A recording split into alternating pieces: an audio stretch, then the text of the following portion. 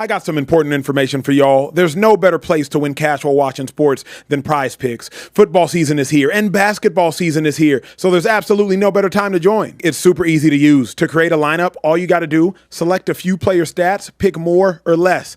That's literally it. PrizePicks is available in more than 40 states, including California, Texas, my home state, and Georgia. But my favorite thing, PrizePicks is going to give you $50 in lineups when you make your first $5 lineup. What's that mean? Win or lose, you get $50 in lineups for free. Just download the app and use promo code Speakeasy today. $5 gets you $50 in lineups. PrizePicks. It's good to be right. Yo. Ladies and gentlemen, we're back right here in the Speakeasy, ready for some sophisticated sports talk with the best sports minds in the game. I'm the man behind the bar, Care Bear Kieran, and I'm pleased to be joined here today by the creator of this show, a man wearing a jacket softer than a baby's bottom, a man wearing prescription glasses. I'm going to give him that distinction today. And a watch that looks more expensive than my mother's house. I'm hot right now because these Dolphins got me embarrassed on national television and on social media. We gonna get into that shortly. It's good to see you here. It is crazy. And also, joining us in the Speakeasy, goodbye fried rice, hello fried chicken. Tiger Woods has joined us here in the Speakeasy. Tiger here. LaShawn McCoy, is this the Halloween costume we got going on? I mean, you guys have no Halloween I brought mine. You know, Who are you? I was a Kansas City Chiefs when I wore that. I wore a little ref like with the hat and whatnot. That's right, you did do that. Yeah, that was mine. Tiger here. That's what I'm talking about. delete the messages. Hey, she knows everything. Tiger here. Delete them all. Also joining us here today, Mr. Social Trade, the best in the business behind the computer, talking to you guys in the chat. So make sure you guys drop the super chats so we can get to them and converse with you guys. This is what we're here for. It's the Speakeasy, for Christ's sake. Let's have a good time, man. Look, we have got a lot to talk about on this show today, but we got to start off with Thursday night football. Yeah. The Baltimore Ravens, Lamar Jackson making his return, taking on the Dolphins, who looked great last week. Would it be a riveting, explosive matchup between two offenses?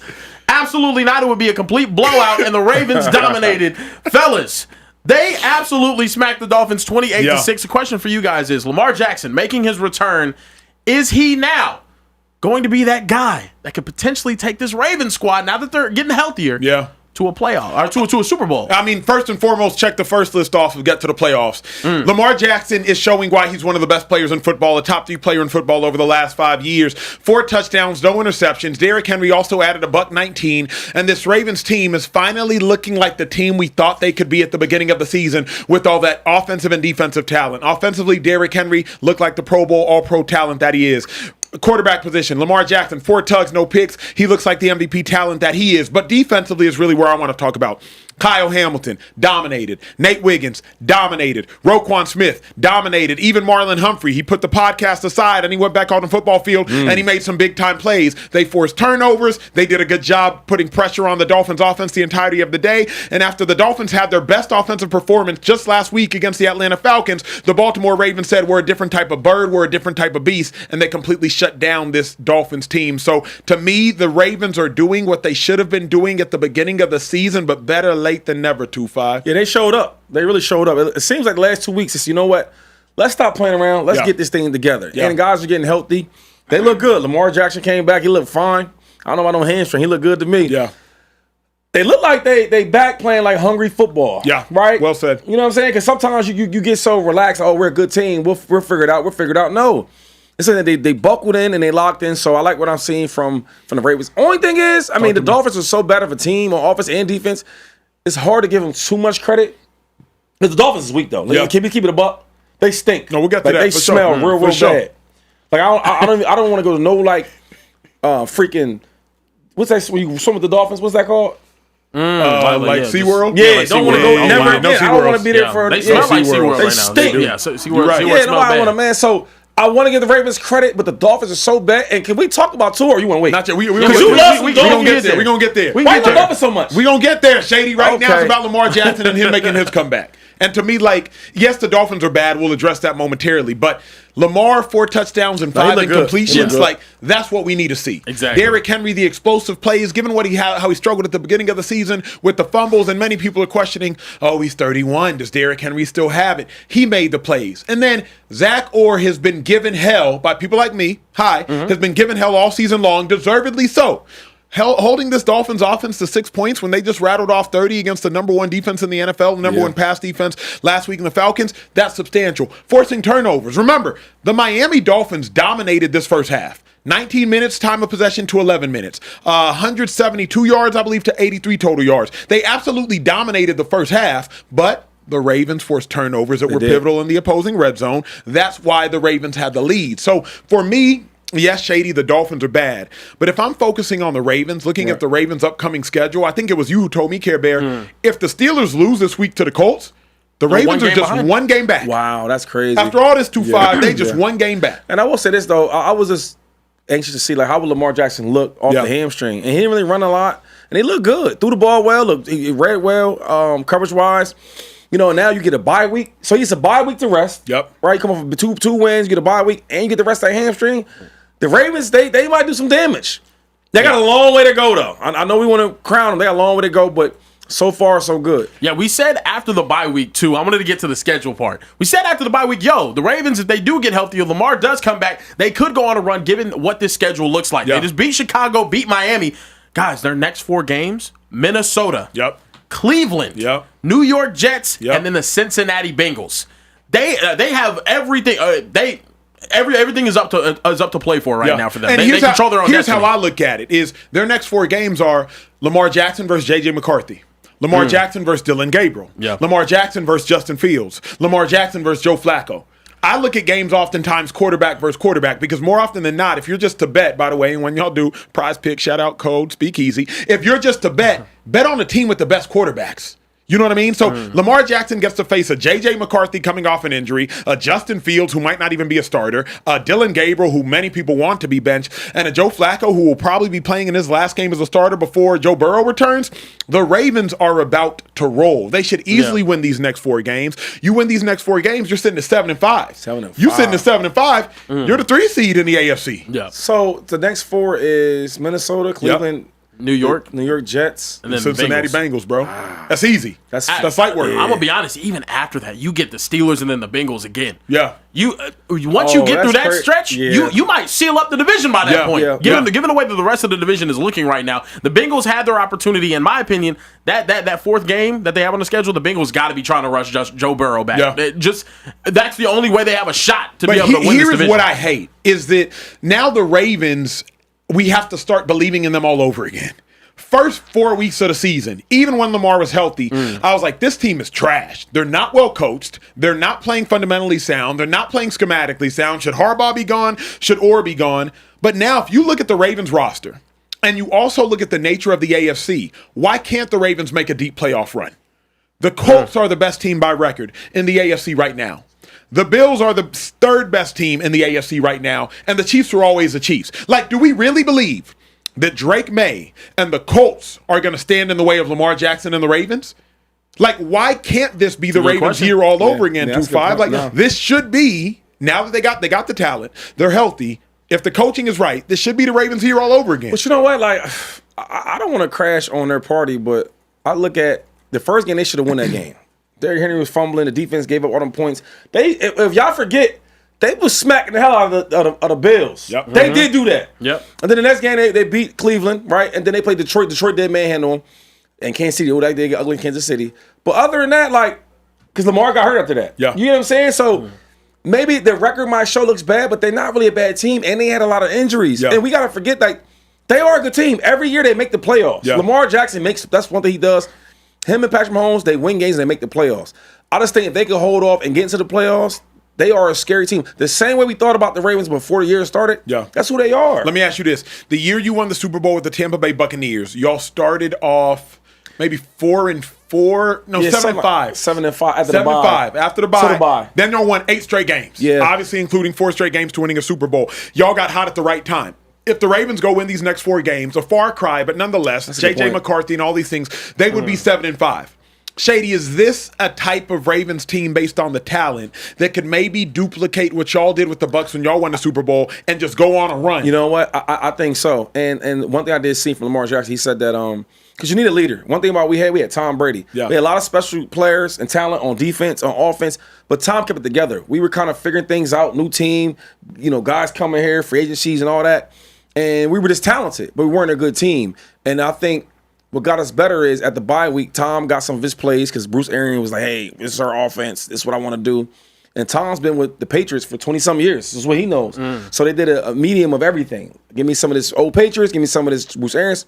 And let's win. And Tom was the leader of, okay, let's start this shit now. Let's get this thing rolling. And everybody played for each other. And I was saying about Lamar. Lamar said, hey, you know what? We're not focused. Let's take out the games in the locker room, the ping pong table, the basketball court. Take all that out. We here for football. Yeah. You get what I'm saying? Yeah. And when you do stuff like that, that lets me know you really care. Yeah. You care how things are going bad. Yeah. Tom's the same way. Yeah. Like after that bye week, practice reps were more intense. You get what I mean? Wasn't that what is it? Superstar catching the ball, not hustling. No. Catch the ball, get upfield, sprint. And then after that, we start rolling. And then the rest is history. You see what happened? You know what this reminds me of? Rings and things. You know what this reminds me of? Remember when Aaron Rodgers and the Packers started off horrible that one season, and he sat there in a press conference and said, relax. RELAX, relax. And then they decided to go on it was an 11-game winning streak, went all the way to they went to the playoffs. I think they made it to the NFC Championship. That might have been the year that they lost to the Seahawks. I'm not sure which year it was, but they ended up having a great run going all the way to the playoffs. I think that bye week and Lamar Jackson taking out all of the games from the locker room might be that one thing that we go back and look at the end of the season and be like, dang, the Ravens really turned it around since then. Because now, but their defense looks like a completely different team. They look like the Ravens that we expected them to look like coming into the season these past two games. Absolutely. Karen. Hold on, man. Go ahead, Tavai. You asked me a question, Yeah. and I give you a great reference, a great example. Yeah. I gave you Tom Brady and the Bucs winning the championship and all that. You did that. And this light-skinned brother gonna give me a story about Aaron Rodgers. I said great leaders, dude. Great leaders lead this team to a Super Bowl, and you want to give me Aaron Rodgers. I'm talking about the one thing talking about relax. What? I don't know if Lamar wanted to run. Here's what I will man. say, though, Lamar is not this. winning Like, anything. Lamar kicking all them little games and the ping pong tables and all that stuff out the locker room, thus far, since it's happened, they've won 2 games.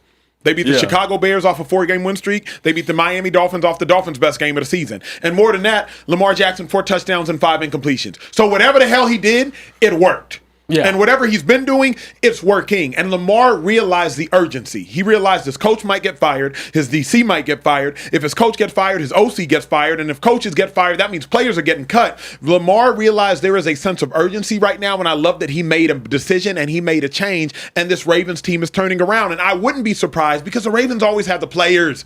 It was the coaching that they lacked.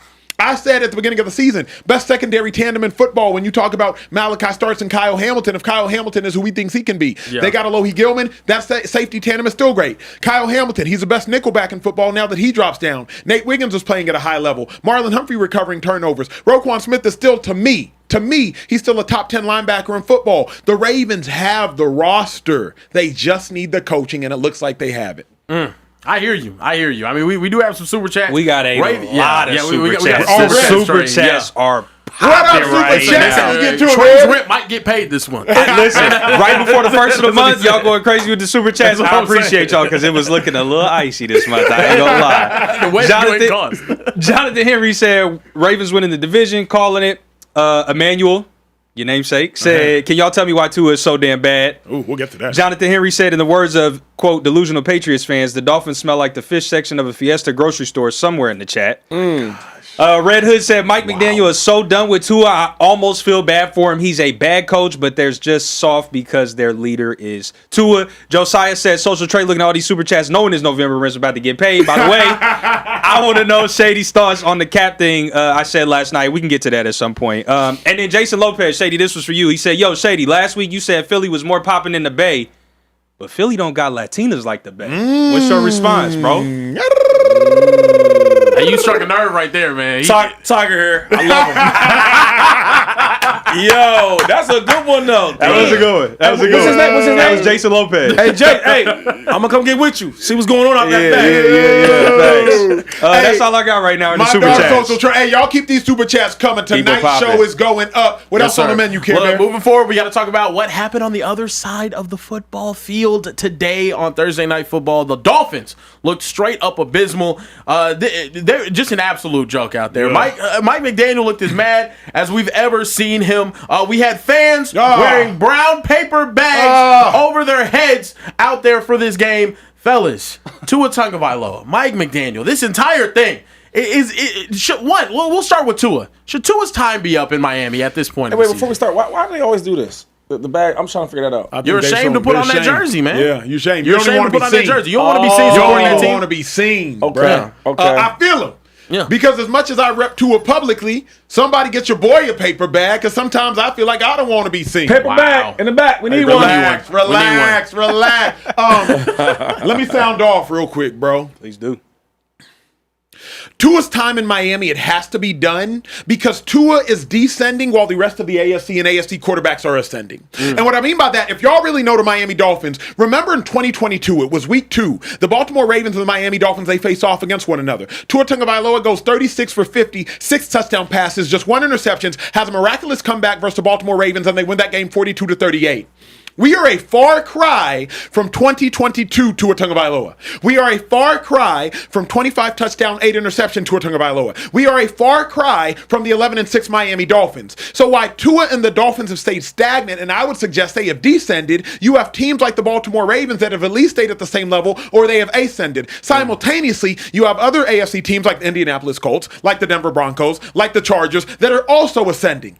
So the Dolphins have stayed at the same level, or really, they have gotten worse over the last 3 years. Meanwhile, other AFC teams that were already better than the Dolphins, like the Ravens, have stayed the same. And other AFC teams that were worse than the Dolphins, like the Broncos, like the Colts, like the Chargers, they have gotten better. So if you are a Miami Dolphins fan, you want better, you deserve better, and you need better. And at the end of the day, Tua's skill set, it is limited. He is a brainiac. He is cerebral, but he does not have the athleticism to extend plays when you have to go off script.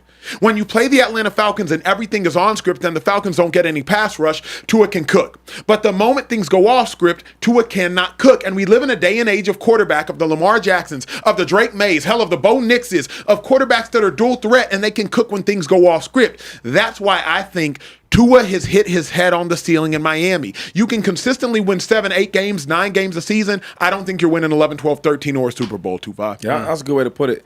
I don't know how smart he is. Like, you always say how smart he is. I don't know. Yeah. I don't know. Everything is like kind of dialed up for him.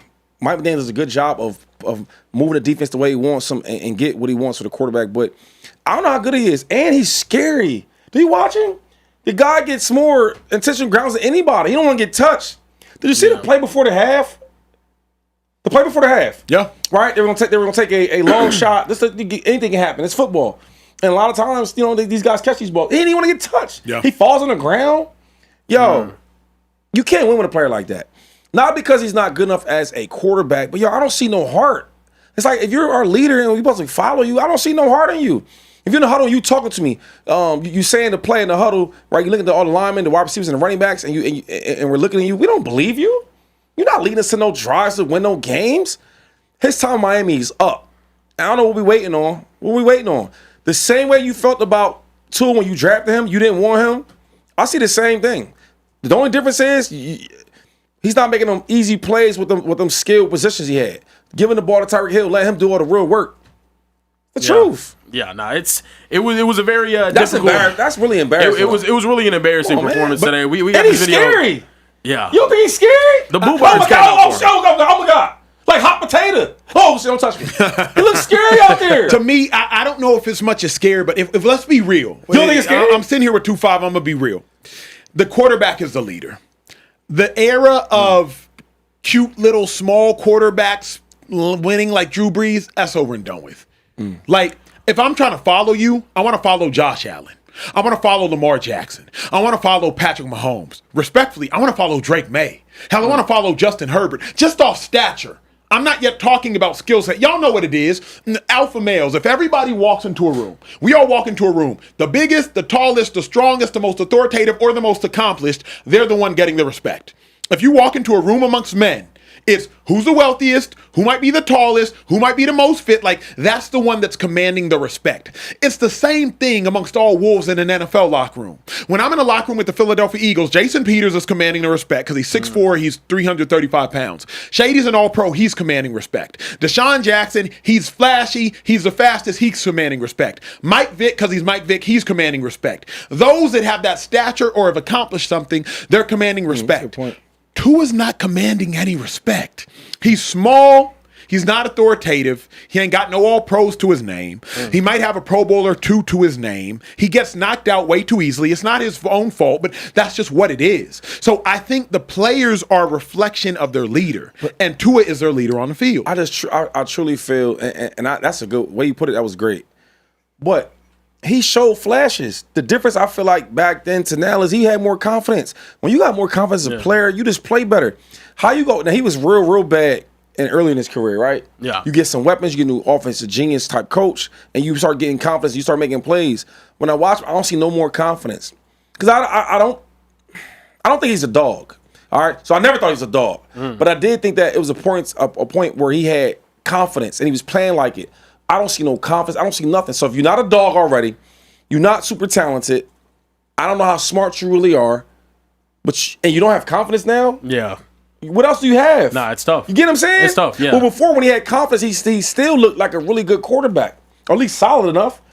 I'm done with the tour, though. Listen, this whole tour, I can't wait for the tour to be over with. Yeah. How many more tickets they got left? I feel you. Like 5 more games, more than 6? I can't wait for that to be over. Yeah, it's tough right now. The Boo Birds came out for both Tua and Mike McDaniel tonight. We got this video to show you right here. My thing is, are they binary? Like is it are there two different schools of thought here? Is it one? Are we getting rid of Tua? Are we getting rid of Mike McDaniel? Or are they a package? Because in my opinion, why you got to get rid of. See, real quick. All right. How they a package though? One coach or one person made you better. You didn't make me better. Tua was not like that before McDaniel got there, correct? McDaniel's get there and he looks way better. So why would we get rid of him? I think he's smart. Maybe not as a head coach, but I think he's just. It's just tricky because I think there's some value with McDaniel. I think there's some value there. I think if he gets some real coaches around him, because I don't think he's a head coach, but that's cool. Get you some guys around you that make you look better. I see a lot of coaches they're not really good head coaches, but they got guys around them. I don't think there's a schematic issue per se, a huge schematic issue with the Miami Dolphins right now. I think they're a little soft. Yeah. But I think that might have a lot to do with Tua. Can I ask you this real quick? Yes, okay. sir. No shade here. Yep. Because I like the brother. Dan Campbell. You think he's a really good coach, right? He's a tough head coach. I think he's tough, right? Yeah, he's tough. But I don't know if he's like super good. Of course. Okay? Because he had some rough years. Yeah. He gets the right coaches around him. Now, these aggressive calls he was making that nobody liked, now they love it. Yeah. Think about it. Yeah. Get some good defensive coordinators with you. Okay. So they can go for the fourth down. They don't get it, but the defense is so good. Okay, then maybe it makes up for it. Yeah. You get Ben Johnson there, and you see how that thing was rolling. So all I'm saying is, you get you a good coach, and you get coaches around him, they look better. Yeah. And there's nothing wrong with that. Let's talk about McDaniel, because I got a lot of thoughts. You got a clip for us, Yeah, Care Bear. Play the I'll let you clip. guys see the clip. It positively impacts the defense. 3rd and 17. Look at this. More of him looking scared. So what do with that? He's scared as hell. Would have been stopped. Oh, shit, you take it. And the crowd has just about had it. Now, how you doing, Mike? Here's my thing. McDaniel has to go too. You think so? Him too? McDaniel has to go too, because it's cool being smarter than you until you punch me in my face. Then my intelligence is irrelevant. Explain that. Mike McDaniel's brilliant. Like you said, I think he's brilliant. Smart, bro. But I think the Dolphins play a soft brand of football. They do. Former Dolphins players have said it. Deshaun Elliott, when he left and went to the Steelers. Analysts have said it. You watch it, you can tell. They play a soft brand of football. You cannot win championships or a championship being soft. Eventually, you got to go punch somebody in their face. Eventually, you got to run through a mother sucker's face mask. Eventually, you got to go try to draw blood from somebody. And the Dolphins do not play a draw blood brand of football. The Dolphins play a I will outsmart you brand of football. I respect that. I was a smart player. But eventually, Acho, you just got to tackle Shady in the hole. Your intelligence can't save you anymore, big dog. All them books you read can't save you anymore, big dog. Eventually, you got to strike Jason Kelce, shed Jason Kelce, and go make a one-on-one tackle. And all that smarts and all that checking here and checking there and all that film that you got to watch before the game, it's irrelevant for you. That makes sense, yeah. The Dolphins play a brilliant brand of football, and it works when you have Tyreek Hill and Jalen Waddle and A-Chain and Raheem Mostert back in the day when he led the league in touchdowns. But eventually, you just got to go run through the guy. Because I'm watching A-Chain. I'm like, damn, I don't know how many teams he could play for. Everything to the sideline, everything's like fast. It's like, it reminds me of the NFL, like, but Oregon. Yes. Nothing real physical. Well said. And you see Oregon play against some tough dudes, they lose. But I will say this, though. If McDaniel's job is to put points up, cool. Get a physical-ass defense. Get a physical D coordinator. You picking up what I'm putting down? Of course. So if your job, maybe it is a little soft, it's pretty soft. But if you putting up points, get a gangster defense. Yeah. You know what I'm saying? Yeah. And now that's the physical part of it. It can work. But here's my problem, though, is coaches like players that remind themselves of them. You feel me? Yeah. Like coaches love players that remind themselves of them. The Dolphins 2-5, they had dogs. Jalen Ramsey, let him out the building. They had dogs. Minka Fitzpatrick, let him out the building and had to go back for him back. They had at least physical dogs. Deshaun Elliott plays the game. You know this, Care Bear. You watch him back in Texas. Deshaun Elliott plays the game like a dog. Like, they've had dogs. Brandon but because Jones. their coach doesn't value dogs, they let the dogs walk. Meanwhile, Dan Campbell, he might not value intelligence. He valued dogs. Aiden Hutchinson, a dog. Yeah. Them white boys at linebacker, Rodriguez is hurt. He coming back. Anzalone. Dog. Anzalone. Yeah. Dog. The other one, Jack Campbell. Jack Campbell's a dog. David Montgomery. Dog. Yeah. Amon-Ra St. Brown. Dog. He a receiver and he a dog. Nah, he a dog. Yeah. Yeah. Like, Dan Campbell has acquired The a whole offensive roster. line. Thank you, Shady. Yeah. Dan Campbell has acquired a roster that reminds himself of him. Dogs. Mike McDaniel has acquired a roster that reminds himself of him. All your receivers are your height. They might be great, but they 5'10". 5'10". Running backs your size. They might be fast, but they 5'10". Before A-Chain was Mostert. Mostert, my dog. I was with him when he was on practice squad in Philly in 2014. Wow. They all small, like they that small speed. cats. But why? But if I'm D tackles. Christian Wilkins, first round pick, was a good player back in the day for them. He's an undersized D tackle. All of their players are they're linebackers. They're smaller than me, and I've been retired for 8, 9, 10 years now. So the Dolphins players are reflections of the coach. And though their coach is smart and the coach might be athletic and agile, they're all small guys. But if you bring and that's a good point. But if you bring a gangster D coordinator in there, right, and the GM, they work that out what they like on defense. Yeah, let them do that. Like Andy Reid, I mean, he's one of the greatest coaches. I think he's the greatest coach. But on defense, like he made little check marks, but he ain't really over there what's going on with the defense. Yeah. You know what I mean? Spags entire side of the ball. ball. Jim Johnson doing that. Yeah. Who else he had that was over there? Sean McDermott, he took over after him. Like now he got Spags. I'm sure he'll be going there, hey, what you like on defense? Okay, cool. Check mark. Having. It's nothing wrong with like having good and great coaches having a great staff you. around you. Yeah. And that way it takes some of the pressure off. And like, look, you focus offense because in Andy Reid, he never really spent time with the defense. Yep. Y'all good over there? Yep. Cool. You get what I'm saying? Yep. You gotta have a dominant offense. Yeah. The issue with me, though, it's not about the staff. It's about what's the roster look like. I'm with Shady wholeheartedly. Mike McDaniel probably should have tried to get Robert Saleh before Saleh went back to Shanahan. You see what I'm saying? But here's what y'all got to remember. And Saleh might say, I like these type of linebackers. I like these type of... Who's the Ravens DC? He a dog. Anthony Weaver was the D-line coach. Who the Dolphins DC? Anthony Weaver was the D-line coach for the Ravens when the Ravens had, I think, the #1 defense in football under Mike McDonald. Yeah. Weaver, first off, just look at him. Look like he about that action. Off GP. Yeah. Secondly, he had the #1 defense with the Baltimore Ravens, and he was coaching them trenches. He was coaching them dogs. He was coaching them out of PK. Yeah. I think that was Clowney's 9 or 10 sack season. Anthony Weaver is he a bad man. But do we know if he's a dog? He got dogs playing for him, but do we know I'll say this. Okay. Weaver came out and said, "Oh, y'all got to watch a quote." Weaver came out and said after the Dolphins started off like 1-3 or 1-4, he said, "So many of our problems could be fixed with violence." Close quote. Yeah, he a dog. Yeah. That's the dog mentality. Don't take my word for it. I try not to lie to y'all. Yeah. Don't take my word for it. And he got the ball head. He got the ball head. I'm scared of any. Yeah. He said so many of our problems could be fixed with violence. Yeah. And that is true. Half the time, defensive issues just go knock somebody out. Yeah. He probably I already know he violently bald-headed. He probably single. He bald-headed. Ain't tall. He probably single. So I say all he that hates the world. I say all of that to say, like, the Dolphins need players that are built like that. You can't go assign a bunch of achos. You can't win with a bunch of achos. Yeah. You respond to. I remember when I went to Texas, Care, bro. I hate telling on myself like this. I remember. Matt Brown was like, "Hey, you need some Sam and Emmanuel achos, but you need a couple dudes that play with reckless abandon. You need a couple Kenny Vaccaros. Wow. Yeah. You need a couple Sergio Kendalls. Yeah. You need a couple dudes that might not be academic All-Americans, but they'll go run through somebody and run themselves unconscious. You need some crash outs. You You absolutely do. definitely need some crash outs. You on the can't football win the field. game with a whole bunch of small, fast guys, Yeah. Dolphins. And that's what you're realizing in real time. It's fair. I think that's fair.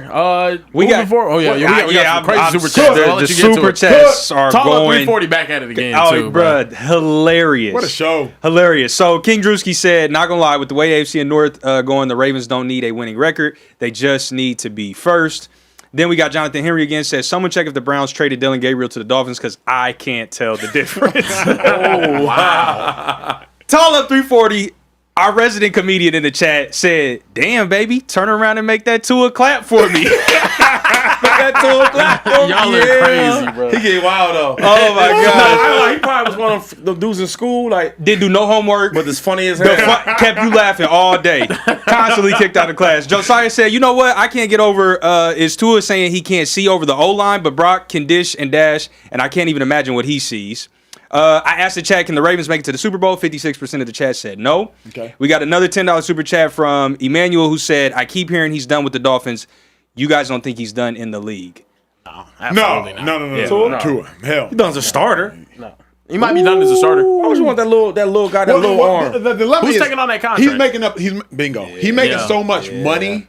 He ain't finna be. He probably not gonna be done in Miami. But 'cause how I'm much money saying, he making. who would want him as the starter? Little guy, little arm, little hands, scared to get touched, get hit. Wow. Concussion background. I'm being serious. I mean, Shady's. I'm talking like a GM. Nah, I hear you. Yeah, I hear Shady, you. that's actually true. that's You true. get on That's the actually podium, true. you blame everybody, and you talk about what's going on in the locker room to the freaking media. That's actually What? true. That's like a sin. Yeah. And then I'm going to say this. I've said it multiple times.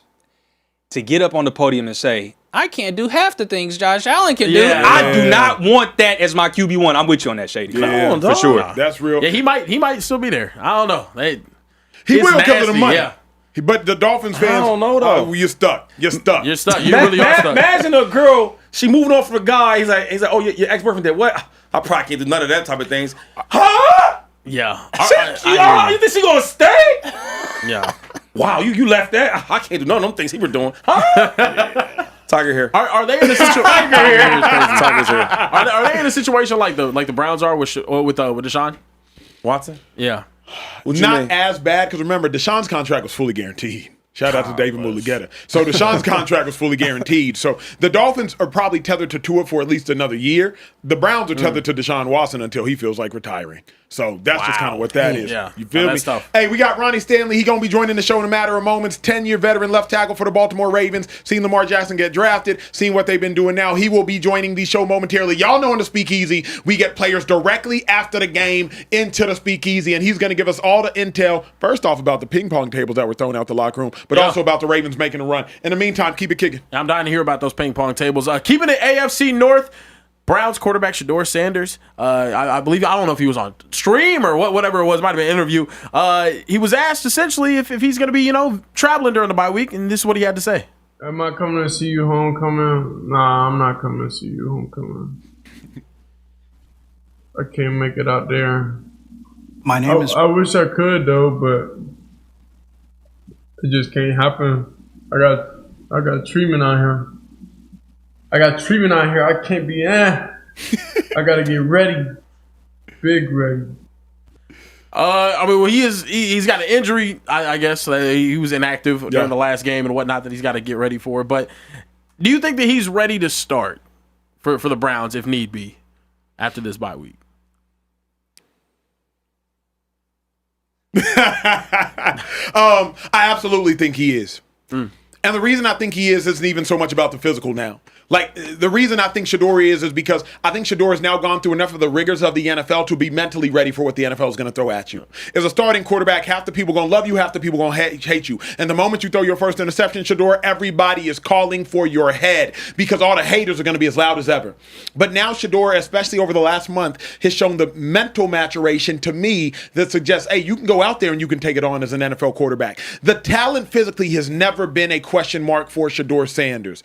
In Colorado, those last 2 years, he absolutely starred when he had his wide receivers out there. It's never been a talent issue with Shedeur Sanders. And we know how good Shedeur Sanders was because now that he's gone and absent from Colorado, look at how far they've gone into the dregs of college football. And so Shedeur's talent has never been in question. It's always been, for several people, the maturation, the miming at the mics, which some people didn't like. How he handled some of the press conferences and the interviews leading up to the NFL draft, which several teams didn't like. It's not about the talent. It's about the maturation. But to me, a mature thing is saying, no, I'm not going back to my college homecoming where my jersey's retired. Shedeur could go back and be a king in Colorado right now for a weekend. He could go back for 2 days and be a king. Jersey's retired, everybody loves you. Instead, he's willingly choosing to remain a roster-wise peasant. Instead, he's choosing to humble himself and remain that. I love where he's at. I think he absolutely could start right now. Yeah, he can start. I mean, why not? Is there somebody in front of him that's playing better than him that he can't start? No, absolutely not. No, I'm just sitting here patiently waiting. I've been real humble, and I said I'm not going to disrespect no other players because I don't need to. Yeah, you know, the head coach is doing enough disrespect. It's like I'm wondering why can't Shedeur get a shot? You got 2 rookies. One rookie is playing. He's playing bad, right? Is he playing bad? He's average. He ain't doing nothing. Yeah, average. He ain't doing much, right? And my thing is, you got a player that people want to see that are curious about. Is he good? Is he a 5th rounder? Or was he really a 1st rounder? Let's find out. Because everything I've talked to coaches over there, because I know a lot of coaches over there in the Browns, and I know a lot of players over there. And they say, yo, the young brother's pretty good. Can he get better? Yeah, because he's a rookie. The same way there's rookie that's starting now is just playing okay. And then the old fella that just left wasn't playing at all good. So my thing is, why can't Shedeur start? Yes, give him a chance. I do think before the year's over, they give him a shot. The only thing I'm scared of is they give him a shot. I don't want to see him with the 3rd-string players. Yeah. I would hate to play with the 3rd-string guys. Come on, man, you going to put me out with some bums? How I'm supposed to look? Yeah. Put me out there with some starters. Yeah. Star offensive lineman, protect me. And let's see how good he really is because it's no secret y'all are not going nowhere. No playoffs. It's over. You're not winning the division. That's over with too. All y'all got to do is find out if you have a quarterback for the future or if you got to draft one next year. Let me ask you this, 2-5, because Dylan Gabriel's a rookie too. 3rd-round pick too. He hasn't been great. He hasn't been awful. He's been mid. And rookies are typically mid. You know what I'm saying? And so how long should Gabriel get knowing that Shedeur's behind him and a rookie, but Gabriel's a rookie? So all of the luxuries we're affording Shedeur Sanders, in theory, we also should afford Dylan Gabriel. Yeah, that's a good point. I always say this, man. I like to look for I never judge rookies, but I like to look for flashes. Oh, damn, he got some right there. We can work on that. Oh, you see that? Yeah. Or you know what? I don't see much from him. Let's move on. And I think it's at a point where Gabriel should get more reps. He should get more chances because you did draft him 3rd round. That's truth. You should do that. You took Shedeur in the 5th round. He should wait. Yeah. So I'm cool with all that. But in the event that your 3rd rounder is not playing that well, and he's playing regular, double R regular, and he's not showing you nothing of flash and say, oh, we might have something there. Move on. Let's see what Shedeur has. Yeah. Because they rookies. You know, I feel like if they wasn't rookies, you couldn't flip flop. They rookies. You can flip flop with them. Yeah, you can flip flop with them, and you don't lose nothing for playing a 5th rounder from a 3rd rounder. 3rd round, 5th round is the same. Yeah, I don't even watch the draft after the 3rd round or the 2nd round. I don't even watch it. Yeah, I mean the truth about what Shady is saying, the thing that strikes the biggest chord with me is this: Dylan Gabriel looks limited. Like Dylan Gabriel at his best is going to be what, Tua? And y'all got to remember, Tua was exponentially better than Dylan Gabriel in college. Absolutely, like not just better, exponentially better. Yeah. So, Dylan Gabriel's ceiling is Tua Tagovailoa. And Tua Tagovailoa's ceiling is 25 touchdowns, 8 interceptions, 33 touchdowns, I think, like 7 or 8, 9 interceptions. So what is Dylan Gabriel's ceiling? A 1st-round playoff exit? I just don't know what the point in continuing this Dylan Gabriel experiment is outside of the fact that, like Shady said, you draft him in the 3rd round, he's a rookie, you got to let him play. But Shedeur just has it. And there are some quarterbacks, Nick Foles, prime example. I don't think Nick Foles was like that crazy good, and that's my brother. Like, that's my former roommate. Foles had it. I don't know what the hell it was, but you put Foles in the game, and Foles would just go crazy. Shady knows. Foles had 27 touchdowns, 2 interceptions, and like 10 starts. Foles wins the Super Bowl MVP. Yeah. Like, now, like, he career to this, but like some dudes just got something that you can't describe. And Shedeur, to me, is one of those dudes that just got something that on the football field, I don't know how all these things become touchdowns. They do. And I recognize that. I think it's an interesting situation right now just because look at how the Browns managed that quarterback room coming into the season. You had Kenny Pickett, you had Joe Flacco, you had Dylan Gabriel, and you had Shedeur. It was very clear you were looking to find some sort of quarterback to take the realm there, right? Or to take the helm there. I think it's interesting now you let go of the other two, and now you have a third string quarterback that's also playing terrible, and you're like, well, we want to ride it out with him. Why even draft Shedeur in the first place? Yeah. Like, to me, that's just kind of how I feel. Why even put him in this situation if the plan wasn't, hey, we're terrible right now. Let's see what the kids got. You know what I hate? And I'm going to say this, and it's going. I hope it makes y'all think. I hate that we're punishing the Browns more for drafting Shedeur than the 31 other teams that didn't. Yeah, like this is probably why Kevin Stefanski didn't want to draft Shedeur. Because think about it. Now we are chastising the Browns for actually being the one team that said, you know what, Shedeur, pick is in. We want you on our roster. 31 other teams didn't. In theory, the Philadelphia Eagles and the Baltimore Ravens, they allegedly wanted Shedeur, and Shedeur said no. But like to your point of why even draft Shedeur, okay, if the Browns didn't draft Shedeur, does he go undrafted? At least the Browns drafted Shedeur. Yeah. At least Andrew Berry, black general manager, shout out to the brother. At least Andrew Berry said, you know what? Everybody else doesn't want to take the chance on Shedeur. We'll take the chance on Shedeur. Now, Andrew Berry's not the head coach. So Andrew Berry can't force Kevin Stefanski to play Shedeur, but I don't want to criticize the Browns for doing what nobody else had the courage to do. So what you want me, pat you on your back for that? First of all, y'all needed a quarterback. You needed a quarterback. They got Dylan Gabriel. Okay, and then you get a quarterback that nobody even knows nothing about. Nobody was recruiting him like that. Nobody was high on him. You was high on Shedeur. No, that's my thing is, so we drafted you. We supposed to just feel grateful? No, I want to play. You draft me to play, right? And the guy you got in front of me, you wasn't checking for him before you checked for me in college. No, at least I wasn't. Was you? Not at all, sir. Yeah, so why am I happy with that? I don't like that. But I don't like that. I should be happy because you draft me? No, I'm trying to play. Shedeur shouldn't be happy, but Shedeur fans should be more grateful to the Browns than the other teams because at least the Browns drafted Shedeur. Do you want to win or not? We can do this feel bad for somebody and all that. I don't want none of that. Do you want to win or not? Because the way y'all playing, y'all not trying to win. You go out there and you starting old ass Joe Flacco. That ain't for the. What is that for? What is that for? Yeah. Okay, then you go get. It was a kid from Philadelphia, Kenny Pickett. You go get him just to trade him off. Okay, cool. Then you go out there and get a dude from Oregon that nobody was even thinking about. Out of the top 5 quarterbacks, he never was mentioned. Then you draft him in the 3rd round. Then you take me in the 5th round. So, yes, I hear what you're saying, and I should be happy that you draft me, and thank you for drafting me. But what are we talking about? What are we trying to do? Let me ask you this. Does Shedeur need to start enough games this season so the Browns can figure out if he's no good either and they need to draft or trade for a quarterback next offseason? If they don't, they're going to be in the same situation. Just find somebody to play quarterback. Yeah. And now Myles Garrett's going to be ripping his hair out. Has he bought hair yet or no? But he will be after a while. All his brothers doing is getting busy every game, giving out crazy work for no reason. Yeah. Come on, man. Like, and then you got to talk about free agency where you got to pay so many players so much money because nobody wants to go there. Why? Because it's this dysfunctional owner and franchise. Nobody wants to play there. Think about that, though. If I want to go to the Browns, you have to pay me so much money. Why is that, Shady? Because I see how y'all doing your quarterback room. Yeah. I see how you're running your team. Who want to play for that? I ain't playing for that. Nah, it's a mess right now. I'm it's worse than the Cowboys. You feel you big Cowboy fan today, there it is. I'm happy we're not the Browns. I'll say that much. But the Browns also have had about the same amount of success as the Cowboys in my lifetime, which is crazy bad. Crazy bad. Yeah, no, it's tough. Oh, speaking of the Cowboys, thanks, Shady, for teeing this up. Now I have to talk about this. Jerry Jones is in the news yet again for being an interesting owner. My boy is crazy. Yeah, another John Machota. Hey, John Machota. Look, what they say? Congrats or I'm sorry. Yeah, exactly. I'm not reading all of that. Congrats or I'm sorry that happened to you. Whichever one fits best. Right. Essentially, what happened was this week. What happened was Jerry Jones had an interview with the Wall Street Journal. Okay. When he was doing this interview with the Wall Street Journal, he was asked about fixing this Cowboys offense, and he alluded to, hey, there's a $100 billion opportunity in natural gas right now, which is why I'm talking to you on the telephone rather than fixing this Cowboys offense. Defense. Dak Prescott, the defense rather, yeah. Dak Prescott then had a media availability and told the media essentially, I don't know the full context of it. I do know a piece of it, but being a fan, you hear that or read that, yeah, of course, that can definitely be frustrating.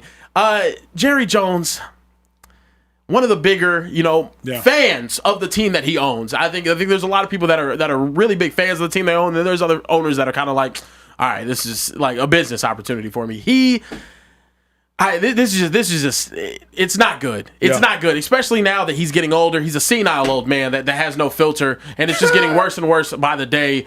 And now he's talking about $100 billion gas opportunities rather than the Dallas Cowboys. It's annoying. I wish Jerry Jones would either. No, let me say it like this, because I know he won't do my first option. I wish Jerry Jones would relinquish any control football-wise of the team. Any football operational control of the team. Yeah. Jerry Jones is the biggest obstacle for the Dallas Cowboys winning on the football field.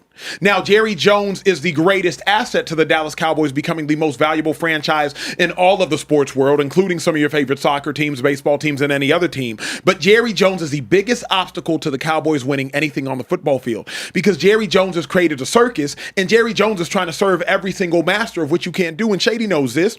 You can't try to become the wealthiest, most valuable franchise in all of sport, but simultaneously win the most games in all of sport. Those two things don't work. I worked for the Cowboys for 2 years. Shady, when you walk into the Cowboys practice facility, they have $1 million worth of chandeliers in the lobby.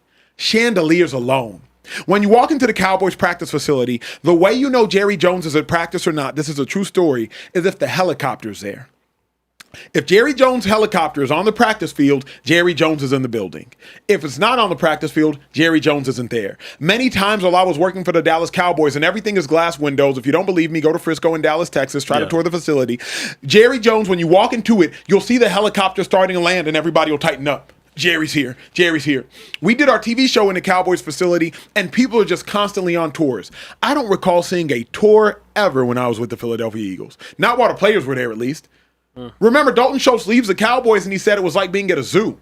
They're working out trying to get a lift in, and you got fans tapping the glass trying to say what's up. Jerry Jones is the biggest obstacle to the Cowboys winning games on the football field. Off the football field, I think he's maybe the greatest businessman that sport's ever seen. But on the field, it's bad. It's all bad. I gotta disagree. With what? Listen, man, I love Jerry Jones. I really do. We know. I mean, $100 billion. Who ain't trying to get that? Talking about some football. Who ain't trying to get the $100 billion? But on a serious note, Jerry gets so much blame for everything he does. Is it his fault that the defense is bad? Is it his fault? How's it his fault? Because he didn't sign Micah Parsons, and he just won NFC Defensive Player of the Month.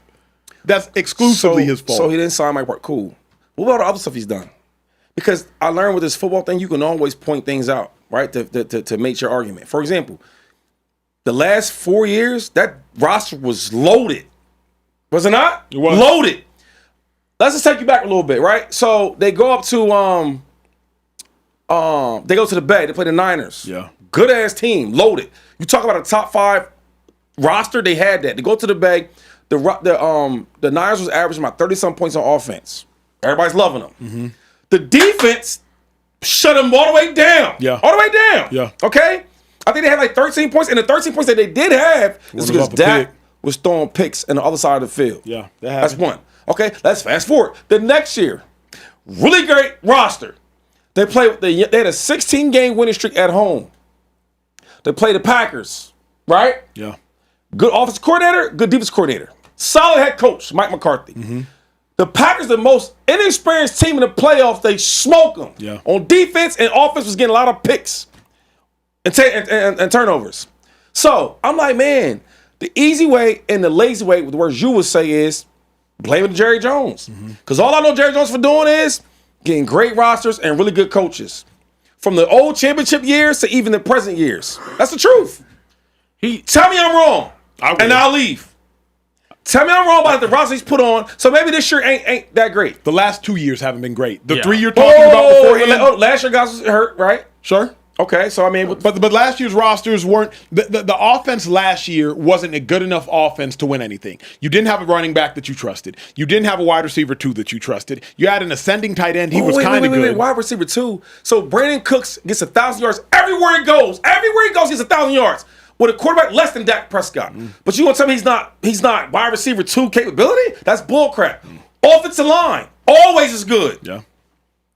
You had Diggs, you had Parsons. Who else you had over there? They had players. That's a lazy excuse, and it's easy because Jerry Jones. It's easy because Jerry Jones had these type of arguments. Oh, I'm worried about $100 billion. Yeah, but if you look at it though, they have rosters. He does put a decent roster together. The year before that was crazy. Tell me a team that always has a great roster other than the Eagles, the Niners. It's the same teams. The Eagles, the Niners, the Packers being there sometimes, and the Cowboys. I disagree with you on coaching hires, and that's the only thing. Schottenheimer. Jason Garrett goes 8-8 year and year again. He's an internal hire from Wade Phillips. Wade Phillips, an internal hire. Brian Schottenheimer, an internal hire. The only guy you reach out to, you go get Mike McCarthy, who's sitting on his ass for 2-3 years. So he hires yes men. Wait, time out. Jerry Jones hires yes men. He does nothing but hire yes men. Hold on, real quick. Yes men or not? Because I'm not saying you're wrong with yes men. Because I don't know how to yes men for Jerry. Because Jerry wants it his way. Are you telling me that Wayne Phillips is a bad coach? No. Okay, check. Are you telling me that Mike McCarthy's a bad coach? For us, yes. Absolutely. You believe that? Absolutely. He's a bad coach. For us, he was a bad coach. Come on, dog. He won 13 games 3 years in a row. Yes, he had one of the best rosters in the entire league. You should have done that. But and then you played at that fireable level. But I can't say this. He's not. I'm with you on the roster. I'm telling you, though, those rosters got ruined because of bad coaching. But here's what I'll say. That's terrible. I can't use the word bad. But what I'll say to Shady's point is, to your point, Care Bear, is they're not elite coaches. And Shady, you got to agree, they're not elite coaches. Well, how many elite coaches? Jason Garrett's not an elite coach. He's not. But how many elite coaches are there? Probably 5 of them. Because everybody called Shoddy yes man. He's a hell of an offensive coach. Is he not? But it's not an offensive game. This is the first year in his career he has been a hell of an offensive coach. He's a good coach, bro. I don't know what you're going to say. He's a good coach. He's having a great year. He's having an awesome year now. I'm giving him credit for that. The D coordinator we had, or excuse me, the D coordinator that they had. Dan Quinn before he went to Washington. Dan Quinn was a really good coach. Hell of a coach. Was he not? Hell of a coach. Okay, and on the offensive side, McCarthy at that time. So if he's not saying he's a good head coach, is he a good offensive coach? Do you believe that? He's a good offensive coach? No. I don't believe Mike McCarthy's a good offensive coach. I can't. You joking? I don't. I think what? Look at his resume. I think the Packers' offense got better whenever he stopped calling plays. I think our offense got better whenever he stopped calling plays. I don't think he's that good of an offensive coach. I think he was sitting on his ass for 2 years and told Jerry all the stuff that he needed to hear. That's not true. And he got the job. That's not true, bro. That's what I'm sorry, bro. Jerry hires so many damn yes men. Well, here's the thing, though. Because Jerry interviewed Kellen Moore and Brian Schottenheimer for the job. Who else do you know for the head coaching opportunity for the Dallas Cowboys got an opportunity to interview for that job? 2 former offensive coordinators. You're not wrong, Shady. What are we talking about? Wait, I'm lost. He's loud. I'm trying to figure out what you lied about again. I'm trying to figure out what. Bruh. What's he saying? Because he's saying the Cowboys always hire internally, and Jerry Jones doesn't do an extensive search to hire the best coach. This is what I'm saying, though. What he can't tell me is that them dudes is bad coaches. You're not going.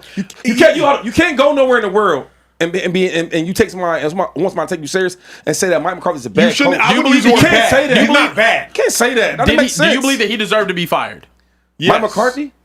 Yes. Do you believe that he deserved to be fired? Hold on, we got to interrupt this. We got to interrupt this conversation. Ronnie Stanley, All-Pro first team several years back, Pro Bowler last year, left tackle for the Baltimore Ravens. He gonna let us in on the inside scoop of all things. We got to interrupt this Cowboys conversation for this. Apologies. We will get back to that momentarily. Y'all lock in, protecting the blind side of Lamar Jackson on this season. There you go. There we go. Hey, there you go. Round of applause, please. There we go. Round of applause. Ronnie Stanley in the building. Ronnie Stanley in the building. Y'all better clap. Y'all better clap back there. The hell wrong with y'all? Hey, what up, brother? What's good? Hey, it's all good. Hey, we can hear you, but just hold the phone so the world can see you, bro. You know what I'm saying? We live. Hey, congrats on the dub, bro. Yo, I can't. Wait. Hold on. Yeah, he had a 305 acting up. What's up? I said, congrats on the dub, bro. How it feel? I appreciate it. It feels good, man. You know, always good to get a dub in this league. Before you hit the club, though, give us a 5-minute interview for hit the club. I know you're the 305. I know you're the 305. Nah. We headed back to Baltimore. I know. CC waiting on you. Hey, the offense went crazy today. You helped protect the blind side, only gave up a couple sacks, probably a couple more than you like, but 4 passing touchdowns, 5 incompletions, over 150 rushing yards. How you feel about the offensive performance? You know, I thought we did really well. I thought we started off slow, had a few mental errors. was a bit rusty, but I thought, we played physical. We came off the ball, and we executed pretty well throughout the game.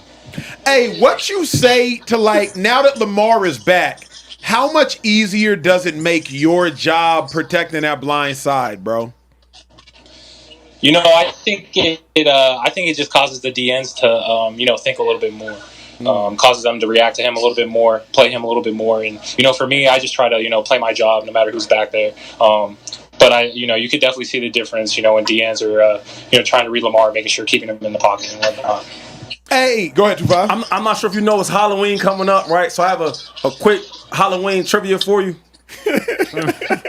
Who's a great golfer that hit more one holes out of golf than in golf? Is it called hole-in-ones? Let me say it again. Who's a great golfer that hit more hole-in-ones than on the golf on field? The golf course? Yeah, the golf course. Tiger Woods. Tiger here. I'm tired for Halloween. Anyway, I want to ask you a serious question though. Lamar Jackson gets a lot of credit for being a great quarterback and his style of play. Tell us about his leadership, because I've seen that he said something about, in the locker room, I don't want no ping pong tables or nothing like that. Tell us the type of leader he is that nobody would know about. Spirit, he wants to win so bad that he's going to look for every advantage that we can get. And if he thinks anything's holding us back, mentally, physically, he's going to make sure that he says something about it and make sure that things get done the way he wants to, because we're trying to win a championship and we're trying to all have that same mentality, and he's just trying to make sure everyone's on the same page. I think before the year started, man, it was a lot of hopes for you guys, right? Everybody's optimistic that you guys would be really, really good, and things didn't go as planned. Yeah. What's been the change? What's been the difference, though? Because it looked like these last 2 years, y'all been aggressive. Y'all been locked in. What's been the change? What you mean in terms of like? It's like, because everything was going so great before the year started, right? You had a big ass lead against the Bills, and you lost that, and it went downhill from there. Now these last 2 games, y'all been winning. Like, what's been the difference though? Because before the year started, we all thought the Ravens was going to Super Bowl no matter what. You know what I mean? Yeah, I think we just. Yeah, no doubt. I think we just got a little bit away from like who we are, our identity, and what style of play we want to run, and what type of offense we want to be. And, when you have as many weapons as we do, it can be easy to attack fast, and that's what we were doing. We were scoring really fast, and that's something that that we don't usually do. We usually do long methodical drives, wear the defense down, So just being able to do some of that, as well as scoring quick when we need to with the weapons that we have, and just trying to find a balance there. Bro, we got 2 more for you before we let you go. Enjoy the rest of your night. The first one, everybody wants to add color too. How did y'all discuss, and how did Lamar say, hey, let's get rid of the ping pong tables, let's get rid of the TVs? Was that like a team meeting? Was it a players only meeting? Was it just walking into the locker room? Like Shady and I obviously have spent several years in locker rooms. Add some color to that situation, because that's what the world wants to know. No, my guy just went straight to the equipment manager and told him, I don't think it was any discussion with anyone. I think, we just kind of heard it from the side what he was saying. But he said, if we don't win this game, you're taking all this stuff out of the locker room. That's powerful. I think, that we lost that game. So, all that stuff is gone, that next Monday. Hey, and then answer this, because a lot of people have been on Harbaugh's head. You've been a Raven for 10 years, played at an all-pro level, last year a Pro Bowler, started nearly every freaking game there. You've been there, Harbaugh's been there. What would you respond to the people that have said, like, man, Harbaugh has to go, Harbaugh's reached his ceiling, they not winning a Super Bowl with Harbaugh? What's your response? Because you really know what's good. Yeah, I think those people just need to, quiet down and have some belief and confidence in our team. They can have whatever opinion they want, but they should still, want their coach, our coach, to do well. And I don't think down talking them and speaking bad of them is going to do anything to help us win a Super Bowl. And I think if they're really on our side, you're going to speak confidence and belief and support us, because we're doing everything we can to fix the problems. And everything isn't pretty, but we're doing as much as we can to try to get everything right. Hey, you going to win a Super Bowl in Baltimore before you retire, bruh? 100%. That's why I'm here. There it is. Okay. There it is. Okay. Hey, round of applause, please. Round of applause, please. I appreciate you, bro. You stay safe. Y'all have a good rest of the season. You already know it. That is All-Pro Ronnie Stanley protecting the blind side for the last 10 plus years. You can hang up now, though, Ronnie. You can hang up, my dog. Hey, you never know what you're going to get in the speakeasy. Hey, I love how he said Lamar just walked into the room to the equipment managers and was like, hey, if we lose this game, they got to go. Yeah. And when did they come back, though? Because I'd be really mad, bro. I'm a big dude. I like playing the ping pong, man. I'm big on the ping pong. That was big, though. Like, yo, take that shit out. We lose, take it out. Yeah. Yeah. And I like also that it was like, if we lose, take it out. Not that we lost. It's like, nah, I'm going to give y'all a chance to keep it. But if we lose, it's got to go. Talking to him like his children. That's what it is. That's what it is. A hole in one? Yeah. A hole in one. What I call a hole? So the joke would be, what golfer do you know has gotten the most hole in ones off the course? And then got more hole in ones off the course than they did on the course. Yeah. I read that somewhere. I tried to, but I don't know nothing about golf. Yeah, no, I got you. Did we finish our Cowboy conversation? No, I don't think we did. We got to get back to this. My question to y'all beforehand though is, do you think that Mike McCarthy deserved to be fired? I don't think so. No. Yeah. Wow. They hit their ceiling. They reached their ceiling. absolutely did. That's kind of how I felt about it. You act like he's not a good coach. That's what I don't like. Like you can't have a real conversation saying that Mike McCarthy's not a good coach. Maybe if not coaches you liked or wanted, but he's not a bad coach. How? He's won 12 games or 12 3 years in a row. Like 12 games 3 years in a row. Yeah. The offense was popping. Let me ask you this though, because to me this is the most important. Hold up. Dak Prescott was second to MVP. What year? 2 years ago? Yeah, maybe 2-3 years ago. Don't even ask me. Ask Carey Bear, who was offense coordinator that year, because I don't know nothing. For which year? When Dak was second in MVP voting. You talking about 2023? Man, he want to do this, all this and all that. No, How many years? I mean, hello. Yeah. Answer. It was Mike McCarthy. I know. I know. But he had bad offensive coach and all that. Here's my thing, though. Can the Cowboys win another Super Bowl with Jerry Jones as the owner?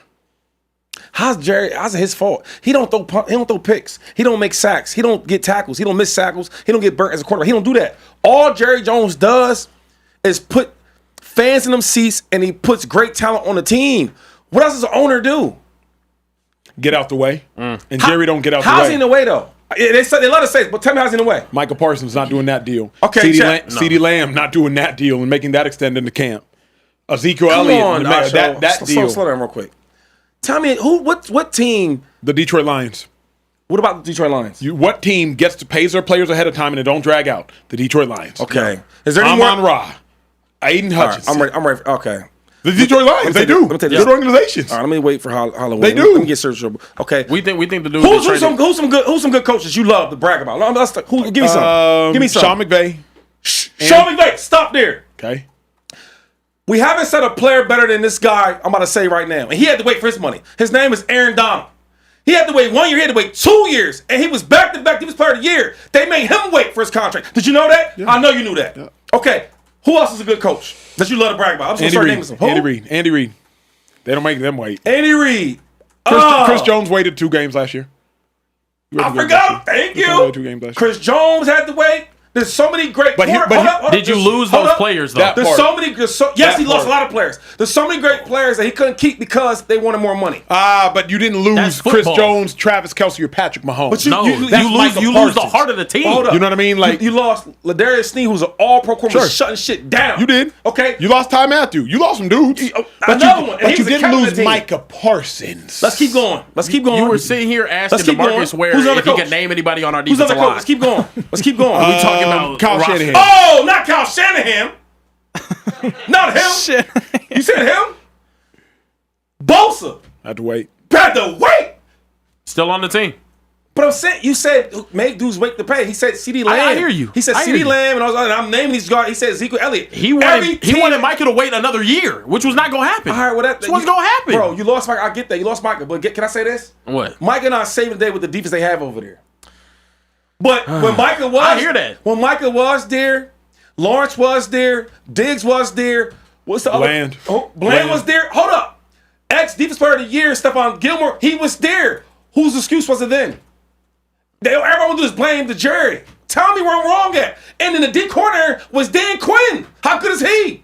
And on the offensive side, we had a second in MVP voting Dak Prescott with CD Lamb and those other guys. Okay. So I'm asking you is when you say that Jerry's bad and all that, tell me where. Because it's shit's lazy what y'all doing. I don't think it's lazy. I think what's the problem with the Cowboys though? Is it all four? Is it all Dak Prescott? Is he the reason why we've had no success over the last 5, 6, 7 years? Is it all Dak Prescott? A lot of it's him in the playoffs.